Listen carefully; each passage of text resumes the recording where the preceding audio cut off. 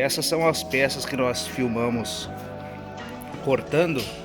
Agora o pessoal vai colocar no forno para transformar em citrino. Aqui está o forno vazio. É um forno grande de 1,5 m por 1,5 m.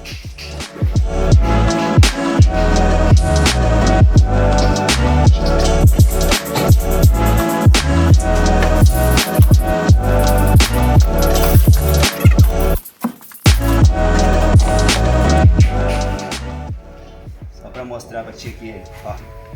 Esse vai ser esse.